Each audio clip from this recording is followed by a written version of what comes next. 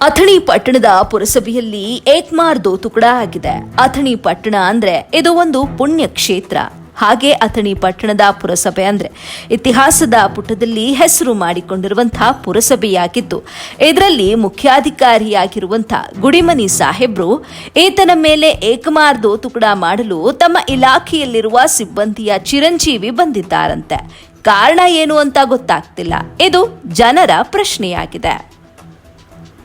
ಈ ಮುಖ್ಯಾಧಿಕಾರಿ ಅಥಣಿ ಪಟ್ಟಣವನ್ನ ಅಭಿವೃದ್ಧಿ ಮಾಡಲು ಬಂದಿದ್ದಾನೋ ಅಥವಾ ಸರ್ವನಾಶ ಮಾಡಲು ಬಂದಿದ್ದಾನೋ ಎನ್ನುವ ಮಾತುಗಳು ಕೂಡ ಕೇಳಿ ಬರ್ತಾ ಇವೆ.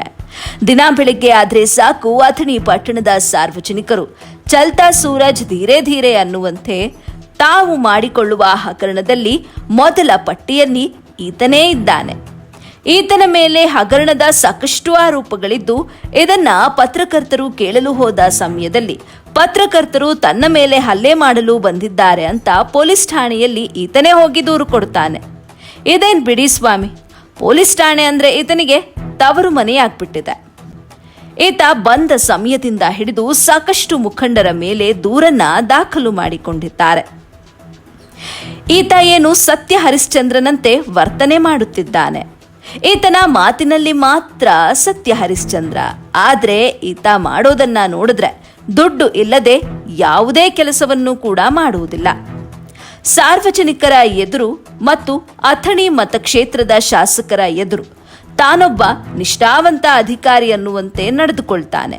ಹಾಗೆಯೇ ಕಾನೂನು ದಾರಿಯಲ್ಲಿ ಹೋಗುತ್ತೇನೆ, ಕಾನೂನನ್ನ ನಾನು ಯಾವುದೇ ಕಾರಣಕ್ಕೂ ಉಲ್ಲಂಘನೆ ಮಾಡಿಲ್ಲ, ಮಾಡೋದೂ ಇಲ್ಲ, ನನ್ನ ಮೇಲೆ ಕೆಲವರು ಸುಳ್ಳು ಆರೋಪಗಳನ್ನ ಮಾಡ್ತಿದ್ದಾರೆ ಅಂತ ಈತನೇ ಆರೋಪ ಮಾಡುತ್ತಿದ್ದಾನೆ. ಹೀಗೆ ಹೇಳಿಕೊಳ್ಳುವ ಮುಖ್ಯಾಧಿಕಾರಿಗೆ ತನ್ನ ಇಲಾಖೆಯಲ್ಲಿ ಸೇವೆ ಮಾಡುವ ಸಿಬ್ಬಂದಿ ಈತನ ಮೇಲೆ ಹಲ್ಲೆ ಮಾಡಲು ಯಾಕೆ ಪ್ರಯತ್ನಿಸಿದ? ಈತ ನಿಜಕ್ಕೂ ಸತ್ಯ ಹರಿಶ್ಚಂದ್ರನಂತೆ ಇದ್ರೆ ಈತ ಗನ್ಮ್ಯಾನ್ ಅನ್ನ ಯಾಕಿಟ್ಕೊಂಡಿದ್ದಾನೆ? ಇದನ್ನೆಲ್ಲವನ್ನ ನೋಡಿಕೊಂಡಾಗ ಈತ ಎಷ್ಟು ಸಾಚ ಅನ್ನುವಂಥದ್ದು ಗೊತ್ತಾಗುತ್ತೆ ಬಿಡಿ ಸ್ವಾಮಿ. ಇನ್ನು ಎಷ್ಟೋ ಬಾರಿ ನಾವು ನಮ್ಮ ಮಾಧ್ಯಮದಲ್ಲಿ ಈತ ಮಾಡಿದ ಹಗರಣಗಳನ್ನ ಒಂದಾದರ ಮೇಲೊಂದಂತೆ ಹಾಕ್ತಾ ಇದ್ದೇವೆ. ಕೆಲವು ಪುರಸಭೆ ಸದಸ್ಯರು ಮಾಧ್ಯಮದವರಿಗೆ ಈ ಕುರಿತಂತೆ ಪ್ರಶ್ನೆ ಮಾಡ್ತಿದ್ದಾರೆ. ಈತನ ಬಗ್ಗೆ ನೀವು ಮಾಧ್ಯಮದಲ್ಲಿ ಎಷ್ಟೇ ಪ್ರಸಾರ ಮಾಡಿದ್ರೂ ಕೂಡ ಈತನಿಗೆ ಏನೂ ಮಾಡೋದಕ್ಕೆ ಸಾಧ್ಯವಾಗ್ತಾ ಇಲ್ಲ. ಮೇಲಧಿಕಾರಿಗಳು ಮತ್ತು ಹಿರಿಯ ಶಾಸಕರು ಈತನ ವಿರುದ್ಧ ಯಾವುದೇ ರೀತಿಯಾದಂತಹ ಕ್ರಮವನ್ನ ಕೈಗೊಳ್ಳಲು ಸಾಧ್ಯವಾಗ್ತಾ ಇಲ್ಲ ಅಂತ ಟೀಕೆ ಕೂಡ ಮಾಡುತ್ತಿದ್ದಾರೆ.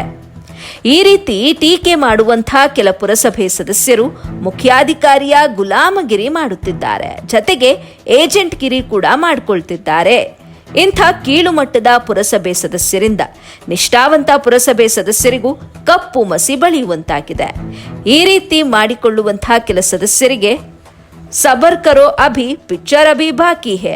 ಅಥಣಿ ಪುರಸಭೆ ಸದಸ್ಯರ ನಿಮ್ಮ ಪರಿಸ್ಥಿತಿ ಏನಾಗುತ್ತದೆ ಅಂತ ಸಾರ್ವಜನಿಕರ ಪೊರಕೆ ಏಟು ಬಿದ್ದ ಮೇಲೆ ಧರ್ಮದೇಟು ಬೀಳೋದಂತೂ ಖಚಿತ.